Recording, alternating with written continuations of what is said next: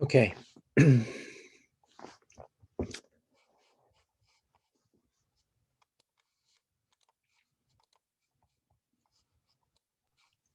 Professor, can we take a break for like an hour?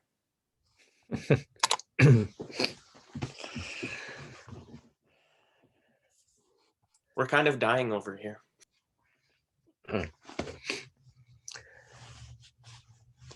I like how you had one of the answers as a Sir Lancelot. Yeah. All these years, only two people picked that answer. Oh gosh.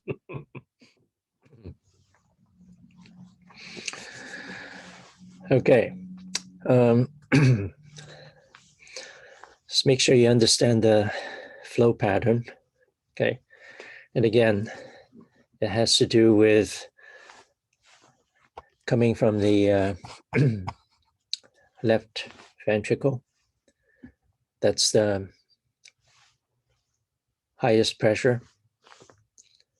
And then through all the blood vessels, eventually, when they get to the largest of the veins and right atrium of the heart, then it's very low pressure. The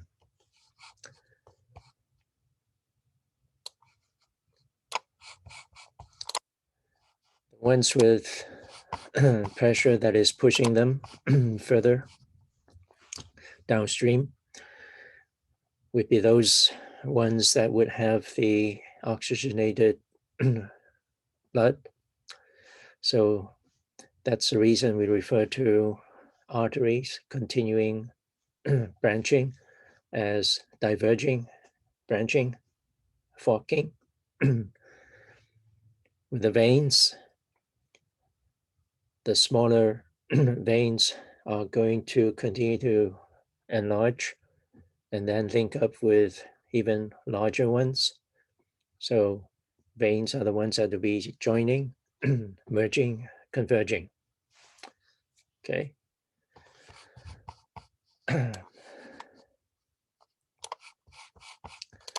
So the cross-sectional structure of the large blood vessels,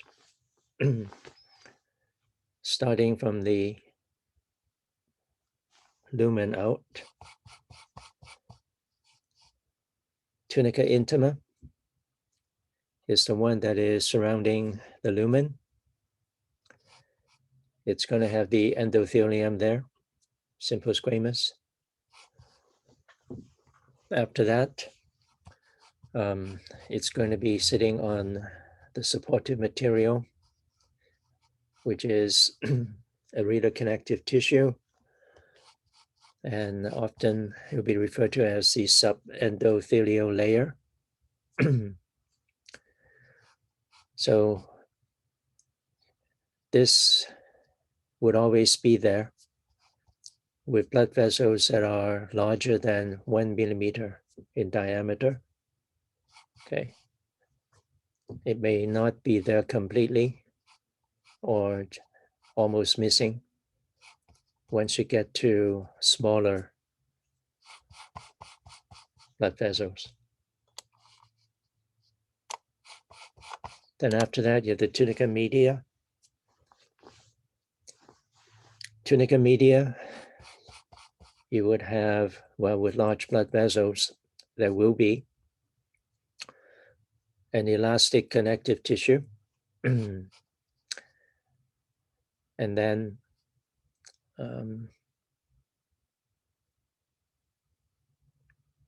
oh, there's one more item that's missing here. Should have put it on. It's for the tunica intima. After the subendothelial layer, there would be an internal elastic membrane Okay, so those are the three sublayers in the tunica intima: endothelium, subendothelial layer, and internal elastic membrane. The sheath of fibrous material that would have elastic fibers in it. Then after that, we have the tunica media. So tunica media is where you have the smooth muscle, and depending on how large that blood vessel is, the largest ones would have several layers of those smooth muscle cells, and those smooth muscle cells would be circularly arranged. So when they contract, it would be vasoconstriction. When they relax, it would be vasodilation. So when they contract, the diameter of the lumen would become smaller. That's vasoconstriction. When they relax, it becomes larger. So when they vasoconstrict, blood vessel there, blood pressure there would increase. When they relax in vasodilation, blood pressure would drop. Then after that, there's another piece of another sheath of elastic fibers. So in other words, the smooth muscle in large blood vessels would be sandwiched by two sheaths of elastic membrane. Okay, two sheaths of elastic membrane. Then after that, you have the tunica externa. Tunica externa would always have adventitia. No blood vessel is going to be actually pushing into any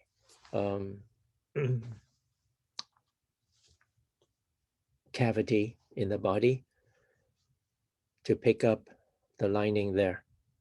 Okay, there's no serosa.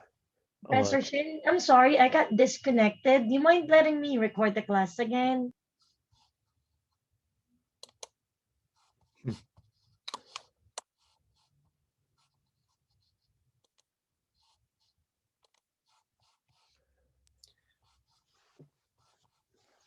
Professor, I have one question. Sure. About all this stuff that's due for like next week. Are you gonna put our assignments on Canvas? Yeah. You should be able to see them sometime tomorrow. Okay, thank you. Professor Shin, when are we going to see our test results?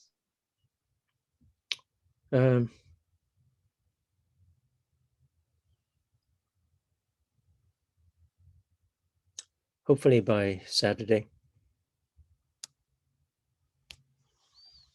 And that's when I would be posting the next progress report.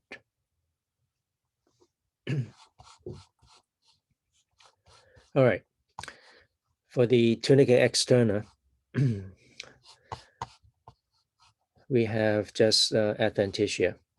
So no blood vessel would have serosa around them, okay? So it's always fibrous connective tissue linking these blood vessels with everything around them. And with the large blood vessels where you have a relatively thick piece of tunica externa, then, and because those large blood vessels would have a whole series of cells here, and all the cells, including all the smooth muscles and whatever cells that would be in the connective tissues that are that would need to have nutrients and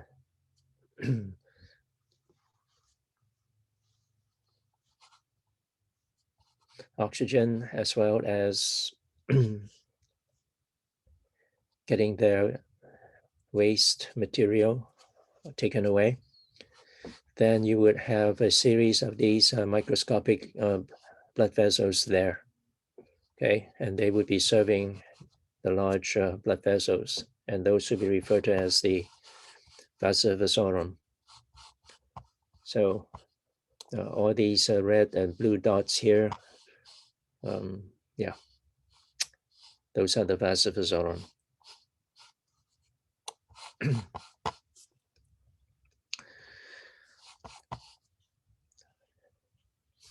So once you get down to the capillaries, that's all you get.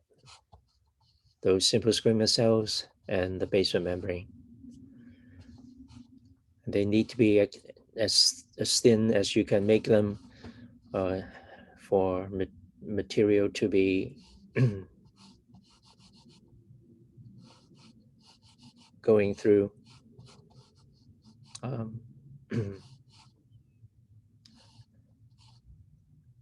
Exiting as well as coming back in.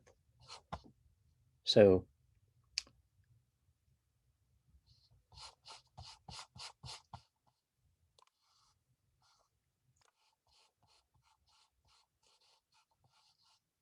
when you look at these things in microscope slides, this is how you can readily define the blood vessels. The arteries are the ones that would have a much thicker tunica media, a lot more smooth muscle cells there. So arteries are the ones that would be staying circular once they've been cut through like that. The corresponding veins would have a much larger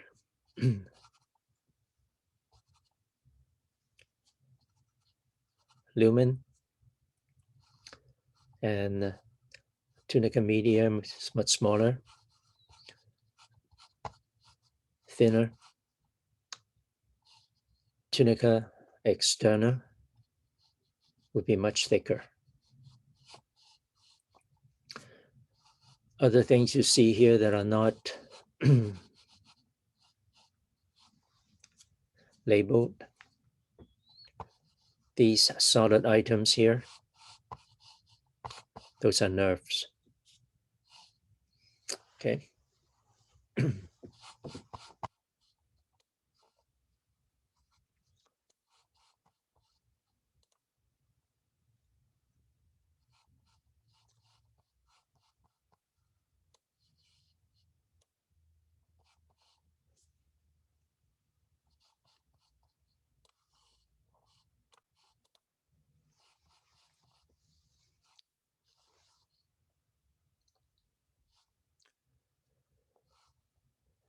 Get to understand that arteries throughout the body would have no valves in them. Okay.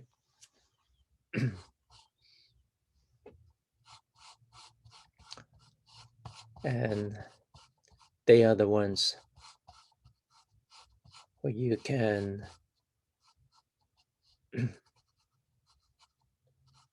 check for the blood pressure. Okay. They are the ones that can show the great contrast between diastole and systole.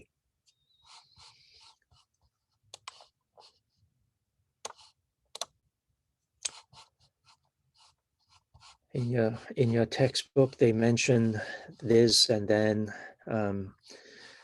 they label them. What I need you to know is that veins that would have backflow prevention valves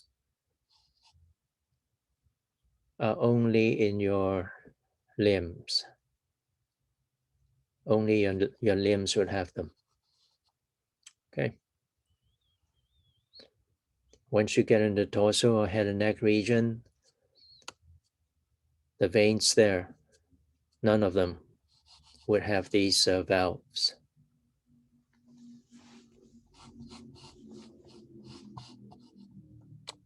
And let's see, I think I saw some pictures here.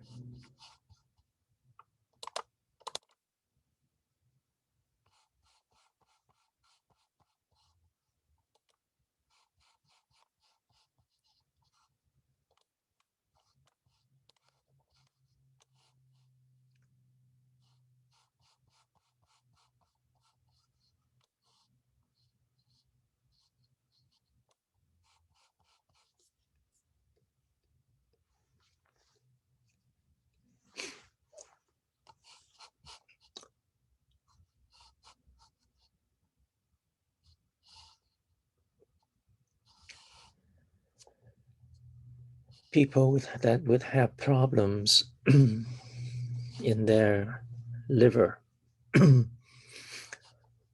and things are no longer, blood is no longer passing through properly in the liver, then the blood is going to head for other places. And this has the name for that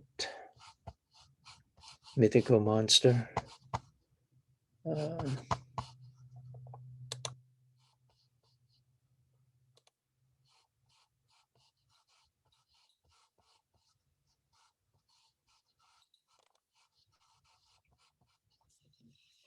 Autonomous conduction is the operation of specialized cardiac muscle cells that can generate electrical impulses and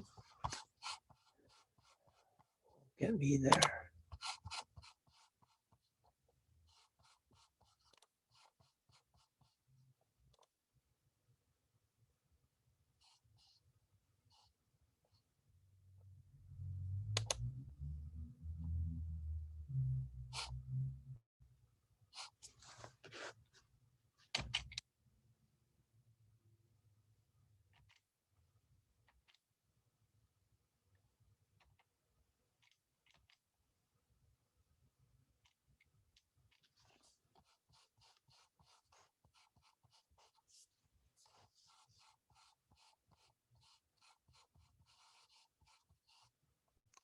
Oh well.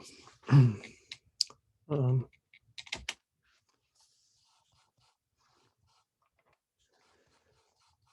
right. And so usually when somebody has this, a whole series of these blood vessels around the umbilicus, that person would have a very sad liver. And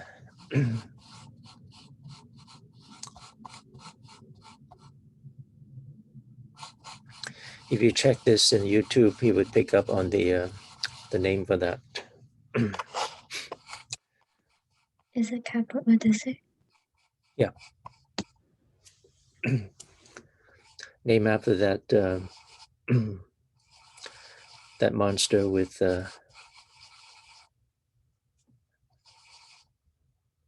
Medusa?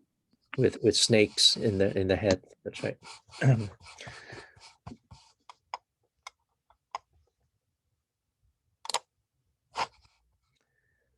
Okay, then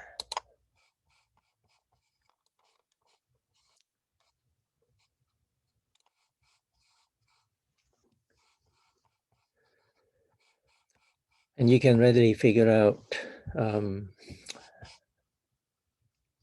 when you're looking at your veins, in especially the ones in your arm, once they start building up with when your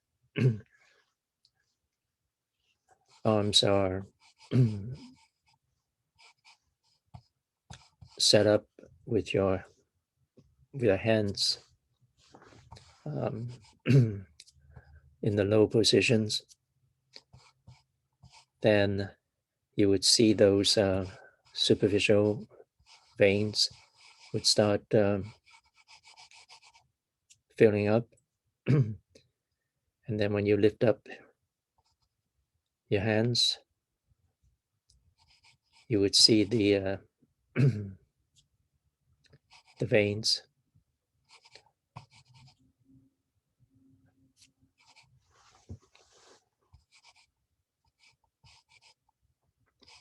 sending that blood away. So you need those valves, especially the ones in your lower limbs, because in order for the blood to come up from there, it has to do a lot more with just the blood flowing through. So most of the time, you need the muscles around them, your skeletal muscles around them, to move, and that would squeeze the blood through each of the segments where the valves are. Okay. So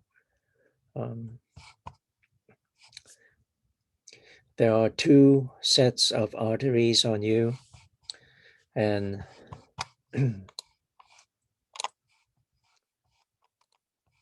get to know the two sets of arteries. This will immediately allow you to know where these things are.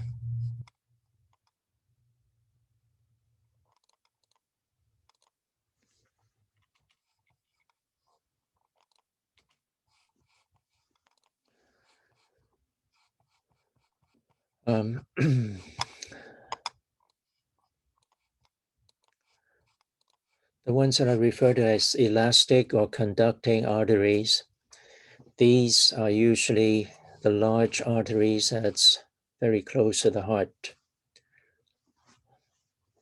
Definitely the aorta. And then most of the major branches coming from the aortic arch. Okay. And what happens here is that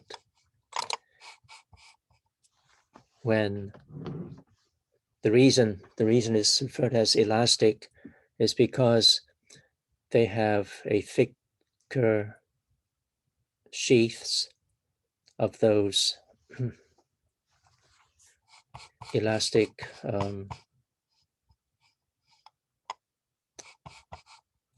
membranes. Okay. So with all these ones, starting where you have the aorta, when the left ventricle squeeze a volume of blood through, and you also get to know that the general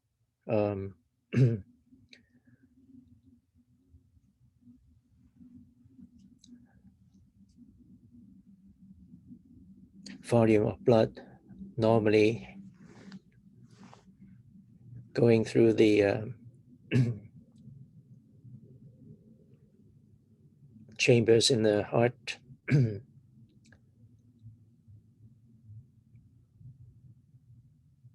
unless you are exercising rigorously, usually it's only about a third of the volume that is going to be continually getting taken in and squeezed out. So, so when that volume is sent out from the left ventricle, then that aorta is going to expand to accommodate the entry of that volume. And then once the heart goes into diastole, that's when the elastic material here would recoil and it's gonna squeeze that blood further downstream, staying with the pressure. Okay, so that's why those are referred to as elastic or conducting arteries. And then you have another set, and most of this set are the major ones that you find in the abdomen, the muscular or distributing arteries. And usually these are the mid-sized, and they have a lot more smooth muscle than elastin. So that tunica media would be thick, and this is especially true how these should be working. Once you start exercising, these are the ones that's going to start to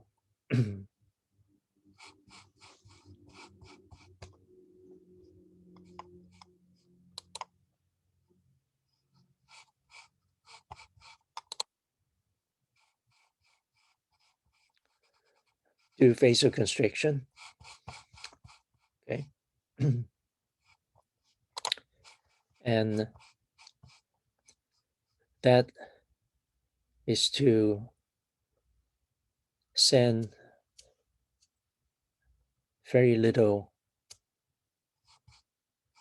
flow of the blood to your internal organs in the abdominal cavity. Okay. So that's to make very certain that the bulk of your blood would be going to your skeletal muscles. And then they would start relaxing when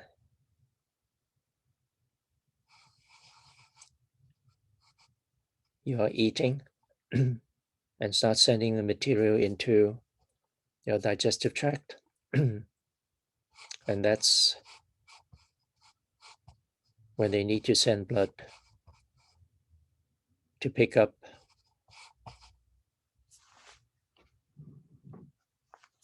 the material that's been internalized in the, especially the ones coming from the small intestines. So that's what these two sets of arteries will be doing. And then once you get down to the ones that are referred to as arterioles, the diameter is only about 0.3 millimeter, and they go all the way down to 10 microns, and 10 microns.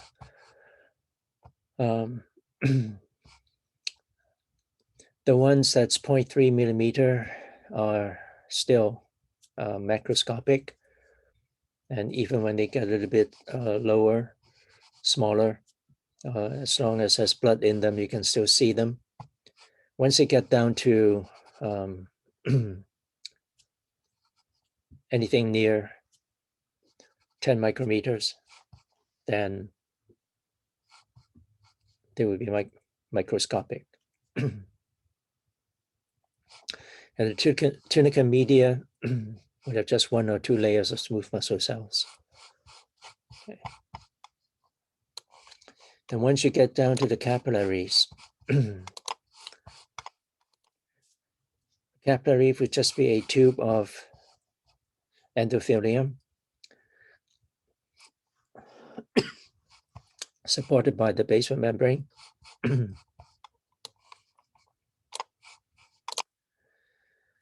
And depending on the different sets of capillaries that we'll be going through,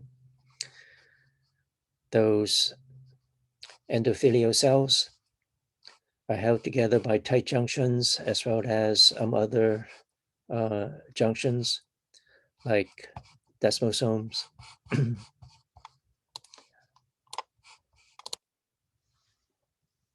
As far as substance exchange, very often the material would just be going through or diffusing through those intercellular clefts where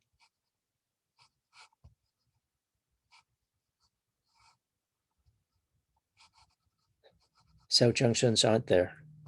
Okay. And then there are also some simple squamous cells in those capillaries that are referred to as fenestrated capillaries. And those would have pores on them. Okay. And material can actually work through those pores.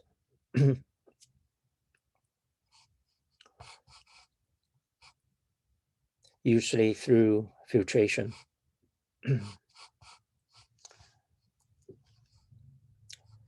And then smaller items in small molecules are the ones that can diffuse through the endothelial membranes. And some large molecules like small proteins, etc. Those are the ones that need to go through by active transport. Okay.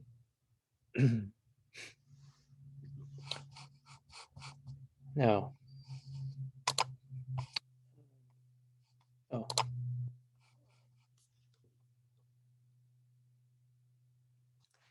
also get to know your capillary beds.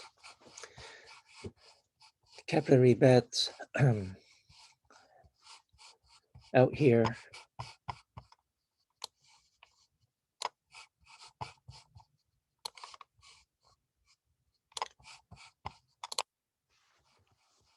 you have the terminal arteriole. These are the ones that are 10 microns in diameter.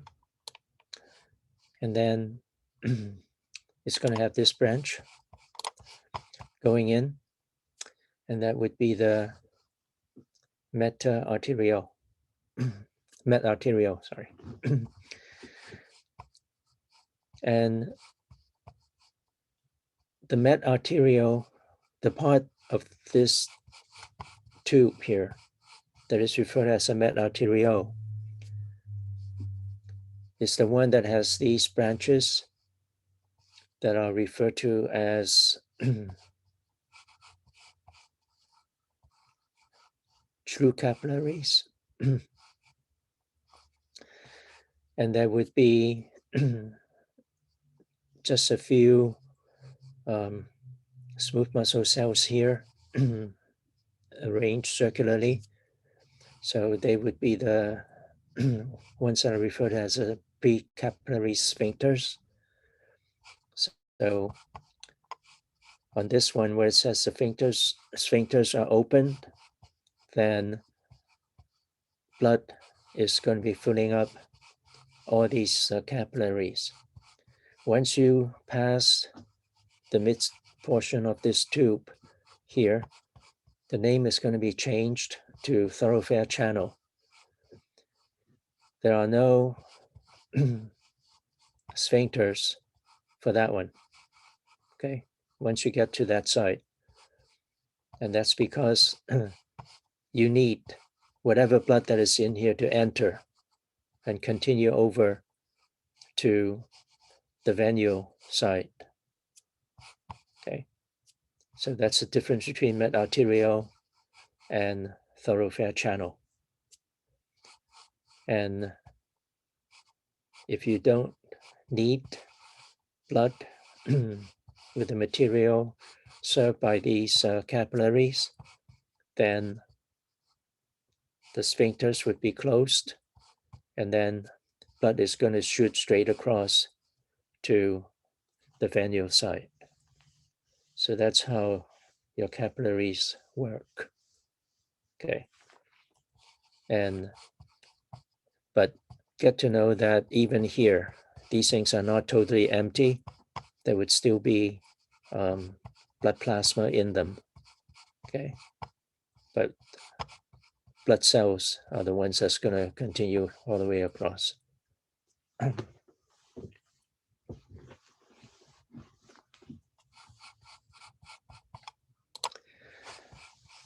So the 3 different sets of capillaries.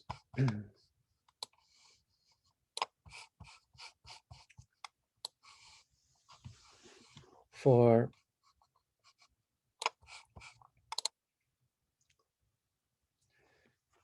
the one that's referred as continuous capillary,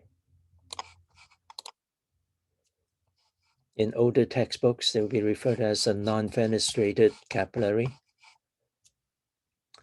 And your book mentioned about skin and muscles is where you would have these. The best example for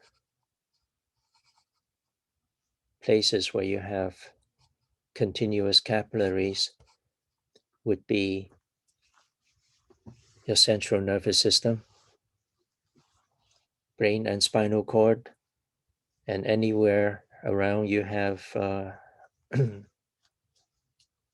large items or nerves.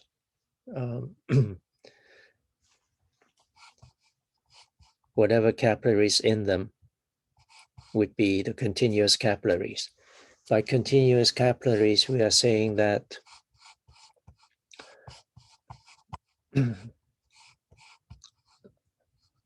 these are the least permeable ones, and basement membrane tend to be thicker,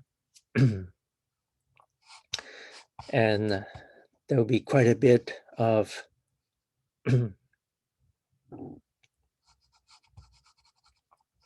cell junctions, keeping all these simple squamous cells as close together as possible. There's hardly any openings between them, so hardly anything would be leaking out. And the reason you need to have these types of capillaries in your, especially in your central nervous system, is because in general, there will be certain proteinaceous material that is in the blood plasma that is toxic to nervous tissues in your body. Okay, so that's the reason. And then next one, the fenestrated capillary.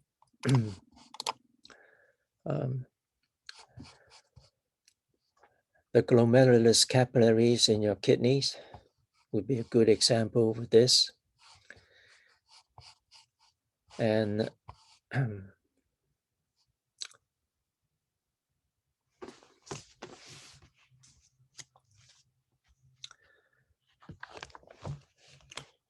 by fenestration, saying that there'll be all these items that are referred as pores. Okay. And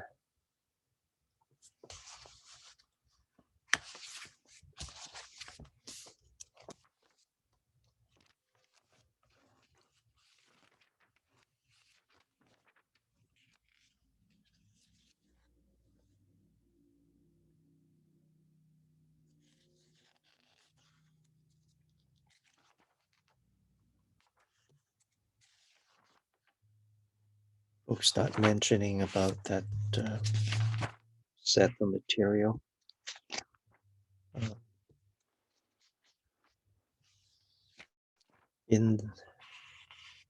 Inside every one of these cells,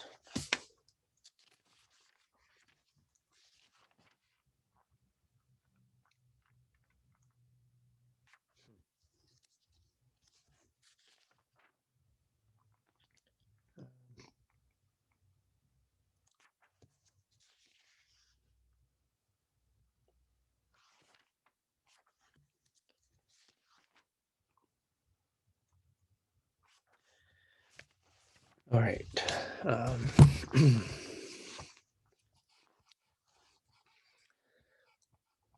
These are not items that is just showing up as a pore. They are essentially like a tube that is moving around that cell. So sometimes items can be caught and then brought either away from the lumen of the capillary or taken into the blood plasma. So that's what these are.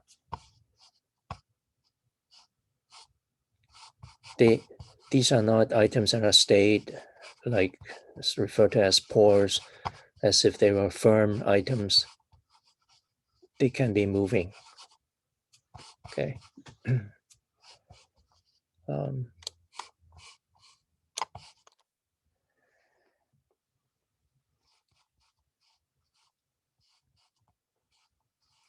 So the ones in the glomerular capillaries in the kidneys are the ones that would have high pressure in here, and that's going to be pushing out anything that would fit through these fenestrations. Okay.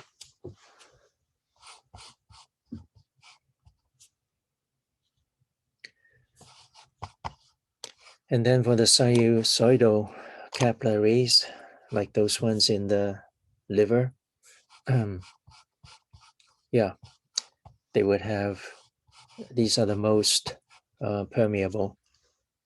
And even the basement membranes are broken like that. So whatever material is around them can easily pick up on material that is crossing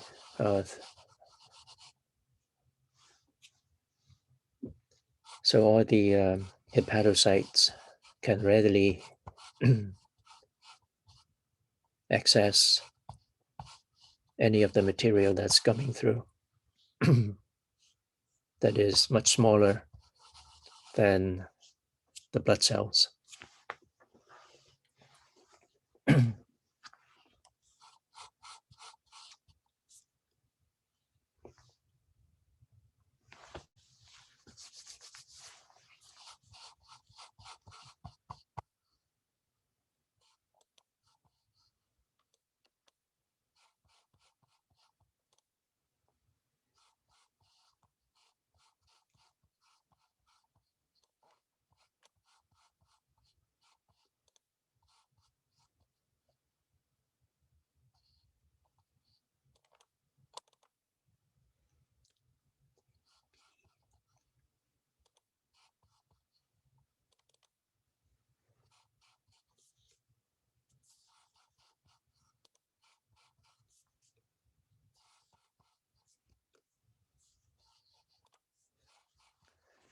So after the capillaries, the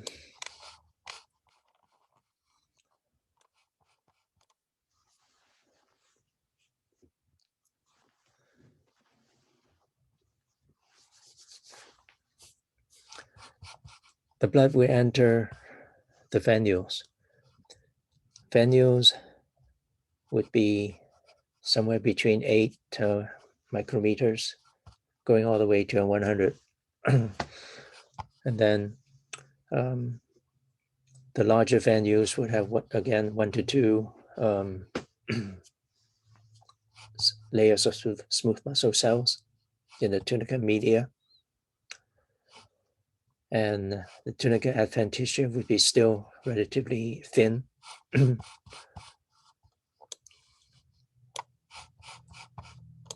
then as the blood continue into the veins, veins are much larger blood vessels than the arteries. So because their lumen are much larger, so at any one time, your veins would be holding 65% of your blood. Okay. Veins would have a much thicker tunica adventitia than the tunica media, especially when you're comparing them to their corresponding arteries. Not much elastin in the walls. And that's why they can easily collapse.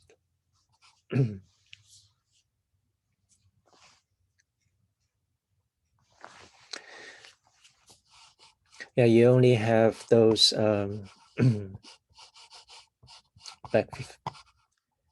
backflow prevention valves in your limbs. Okay. Yes, I have a question. Yep. When you're looking at a cadaver, how can you tell the difference between a vein and an artery? Arteries are the ones that still show up as a circular tube. And with the veins, they would all be collapsed on the cadaver. Yeah. Is that so? Like when we were looking at just pictures of a cadaver, would that still be evident of, the artery still being rounded and the vein being collapsed, like Yeah. without touching it? It should be.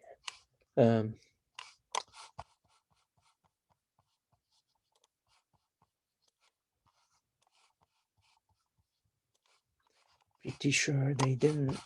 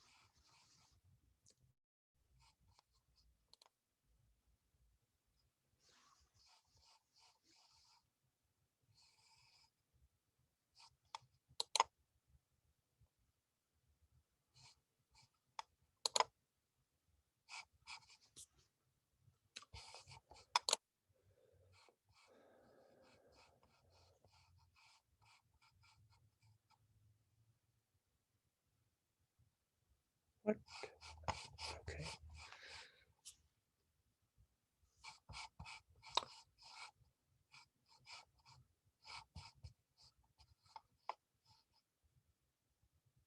Yeah. So that's a collapsed vein. And then must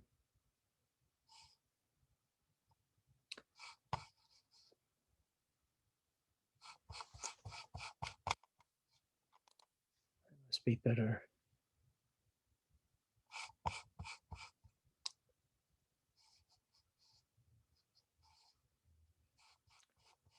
Why are they showing muscles here?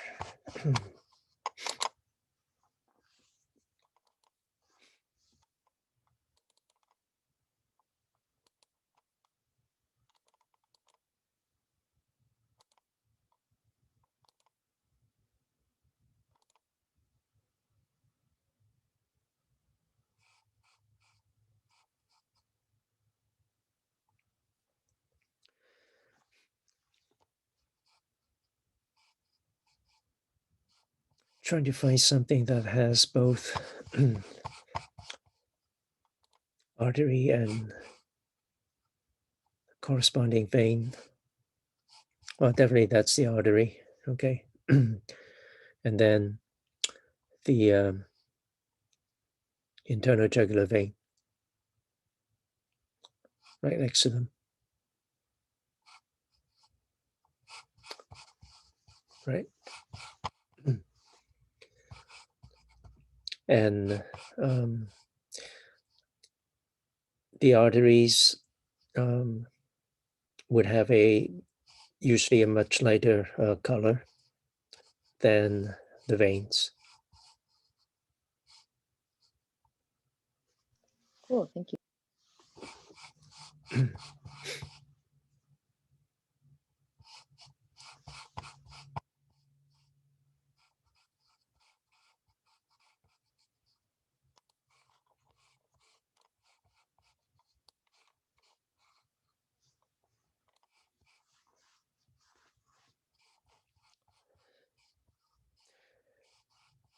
So in your limbs, most of the time, you require skeletal muscles that will be squeezing the blood back. Okay. All right.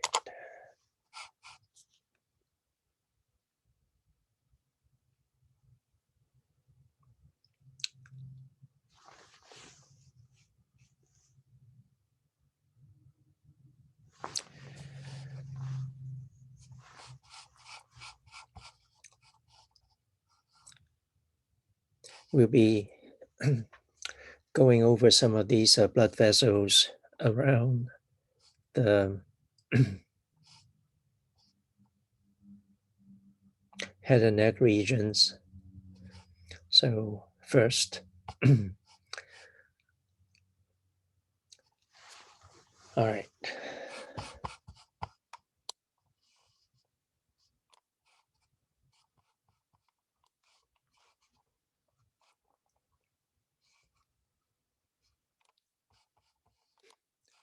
In the third exam, when I need you to identify the blood vessels, I will need you to, and also with the quiz I'm going to be setting up,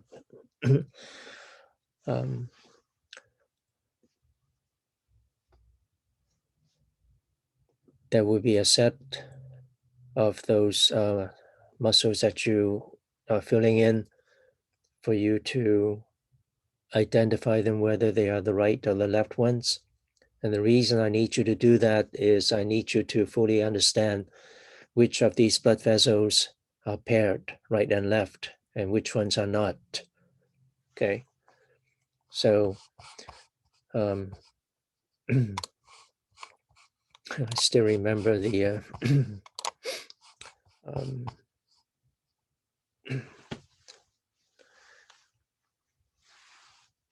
the question that was asked for the med students one time at UCSF.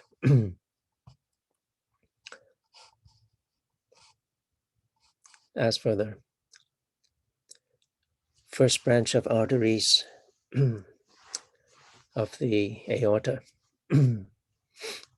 and some of them would just go up here, thinking about looking at the aortic arch. But the first branches of arteries coming off from the aorta would be the right and left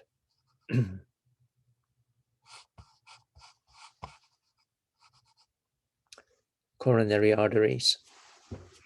Okay. They show up immediately after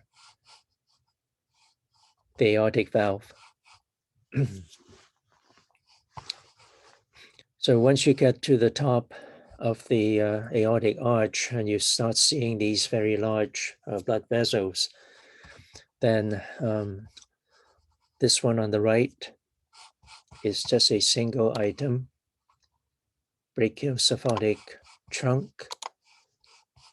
And there are some people that would use artery, mixing this with artery, but that's okay here.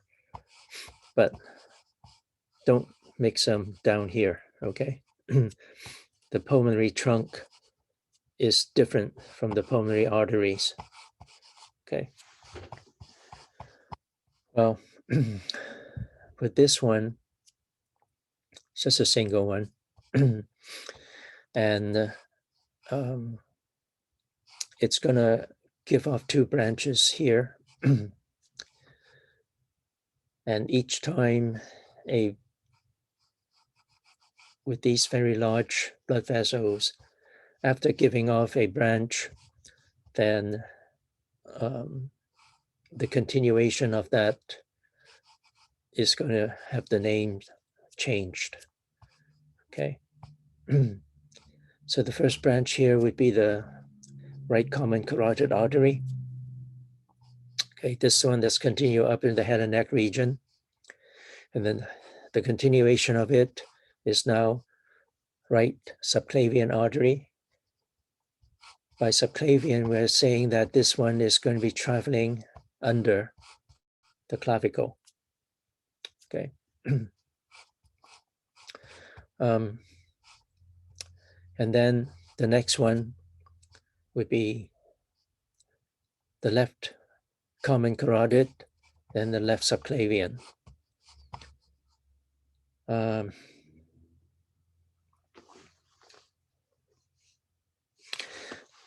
think only something like close to 70% of the population would have the structures like this here. The remainder of the population would have variations in this. Brachiocephalic trunk is never this long, okay, on the cadavers. Some of them are so short that it looks almost like two branches coming off here. So you're seeing four branches sitting here. And then also for many people, it would come off very much like what it's like on the cat. On the cat, you would have a brachiocephalic trunk relatively this length, and then somewhere on it, you would have left common carotid, and then right common carotid, and then the second item on this arch would be the left subclavian. Yeah, so so you only see two branches coming off from the top of this arch. So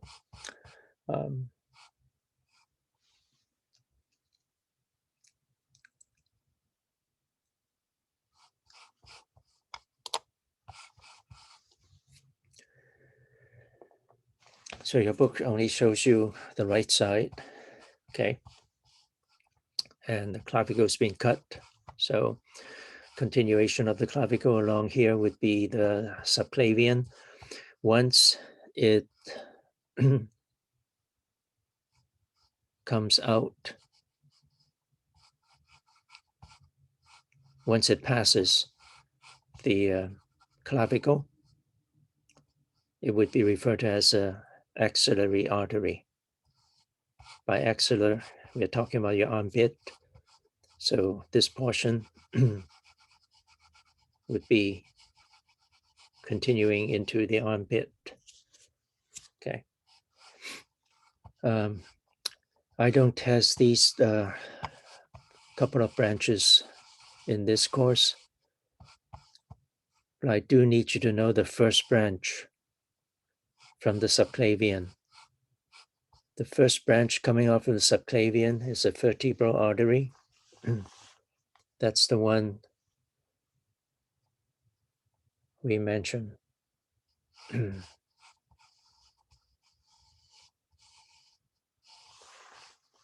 the early part of the course when we were going through those vertebrae, the cervical vertebrae.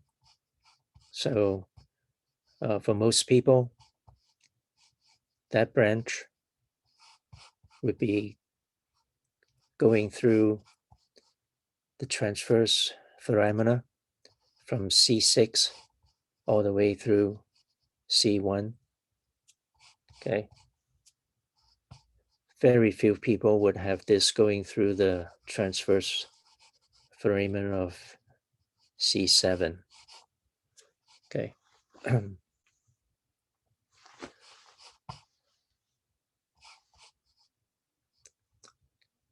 At the same time,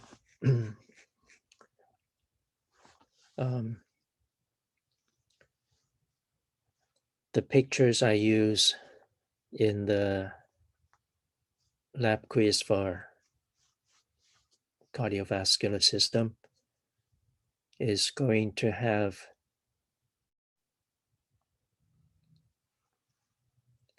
artery and veins together. That's the reason I need you to fully understand what's around them. And this doesn't do very much for people to start checking on these things on the cadaver, because you can't just see arteries on their own. Okay, there would always be veins around them. So once you start seeing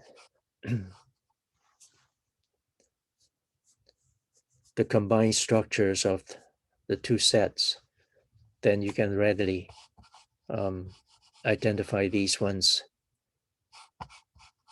more accurately when you see them on the cadaver. So now we'll stay with the common carotid.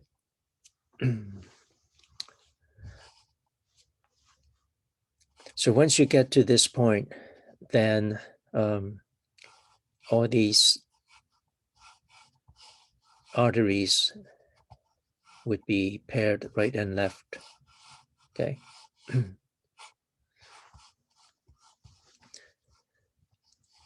And then once you get to here,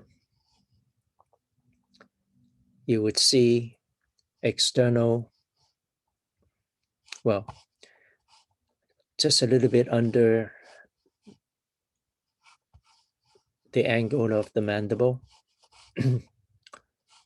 is where you have the bifurcation of the common carotid artery into external and internal carotids.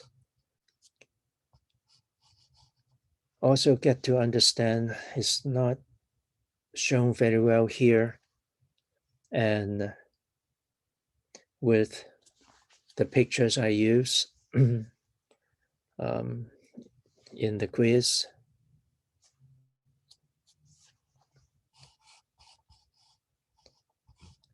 I need to pick on the one that the dissector did not change the structures of those two So what I need you to know is that when you're looking from the front,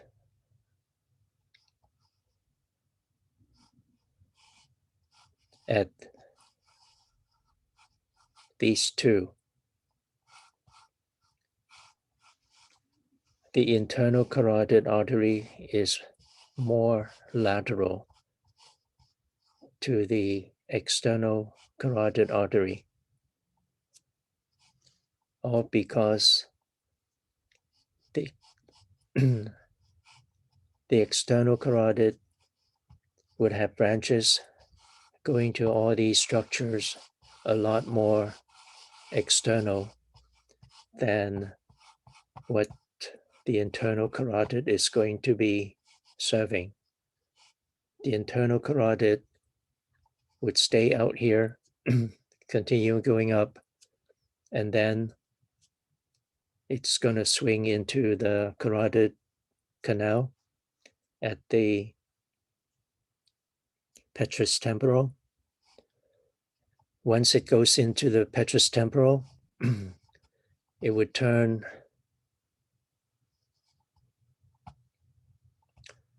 about 90 degrees medially.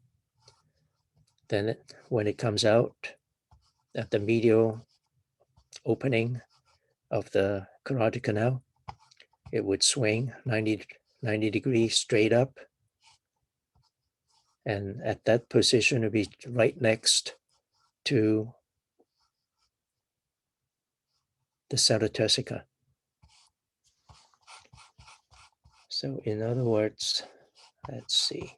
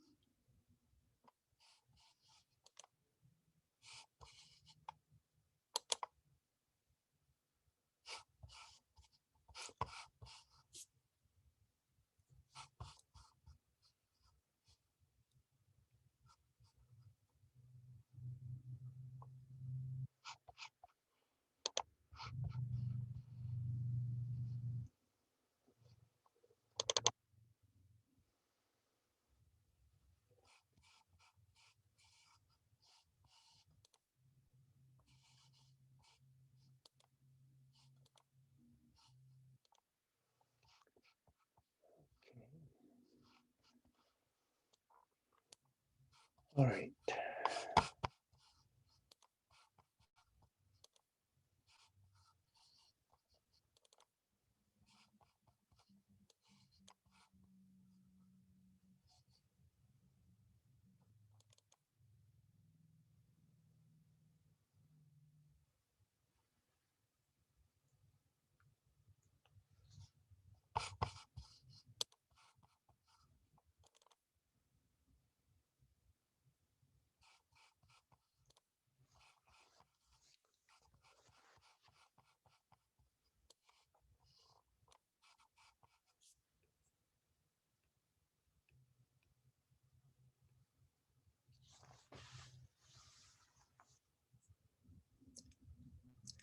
This is where they label them correctly.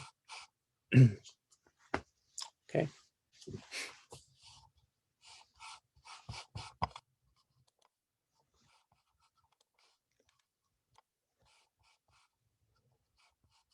So now we move into the ones that's going to be serving the brain. All right. I'll start with the vertebral arteries. So after coming through the transverse foramina.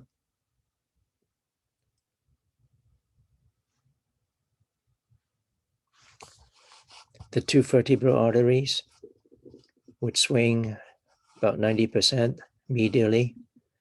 Once they clear the foramen magnum,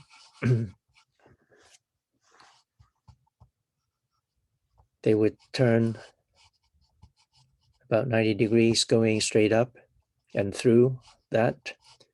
And now they'll be traveling anterior to the brainstem, the medulla oblongata. And at this level, as they are reaching to the pons, is when they come together and form this blood vessel here, the basilar artery, single basilar artery in front of the pons. And in the lab, sometimes I test people on this one. Okay. So once it gets to the very top of the pons, then it's going to start bifurcation to left and right posterior cerebral artery. So posterior cerebral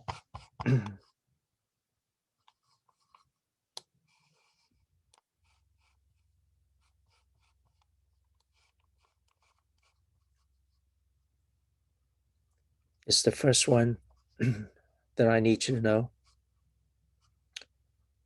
That would be forming the cerebral arterial circle. Okay.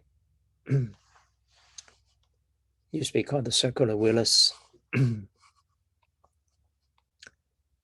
So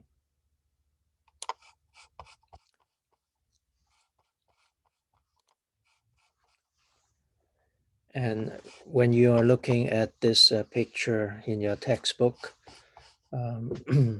be aware that this is not a correct set of the arteries forming that circle. Okay. I do not include vertebral artery. I do not include basilar artery. Okay. I start with the posterior cerebral. Then after that, you have these two posterior communicating. And then once you get to here, this is where you have the two internal carotid arteries. Those two are the ones that's going to be sending up close to 90% of the blood to the brain, whereas the vertebral arteries in the back most of the time would be sending about 10% of that blood. So the internal carotids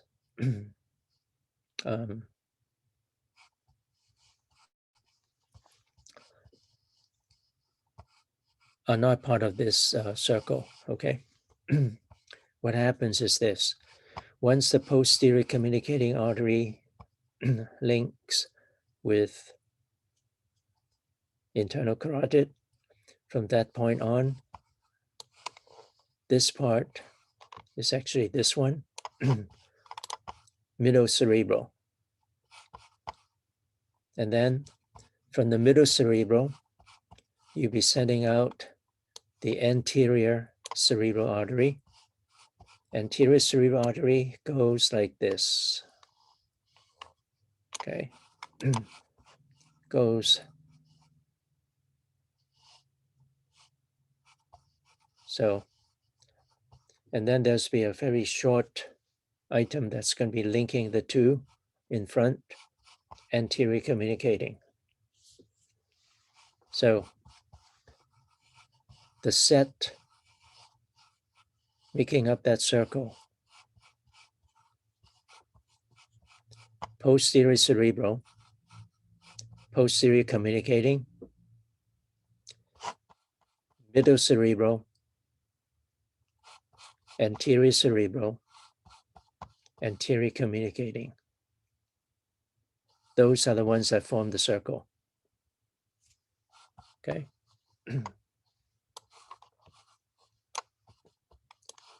This should have been put on that side, and some of these other ones should have been on this side. So that way people can get messed up by thinking that everything here belongs to the circle. Any question? So keep in mind that your brain is the very top of where this blood is going. So at the bottom side of the brain, you see mostly arteries. Near the top of the brain, you'll be seeing mostly veins. Okay.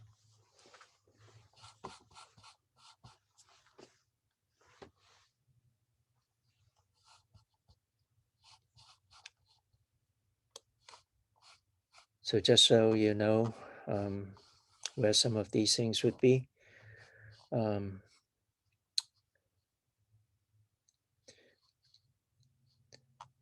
What's being cut here is the hypophysis cerebri or pituitary gland. Okay. This is the optic chiasma. And these two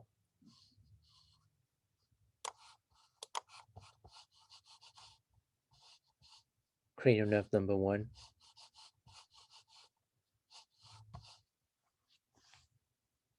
olfactory nerves.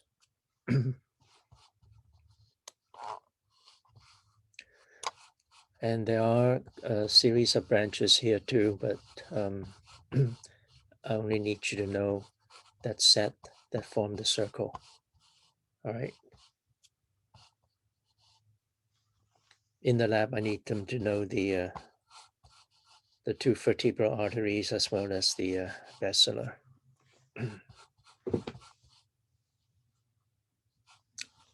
Okay. And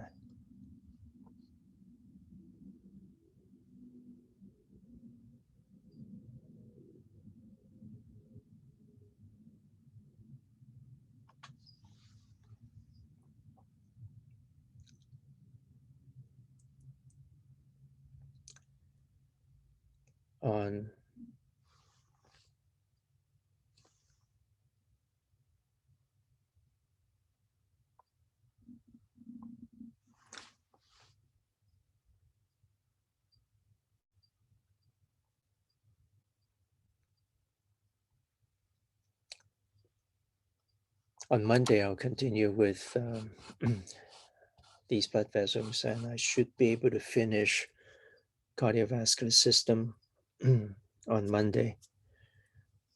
I may have time to start nervous system on Monday. Now,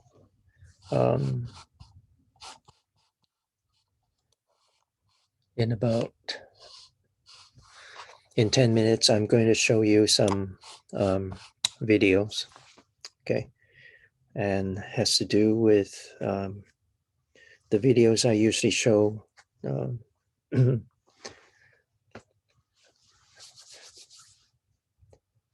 after exams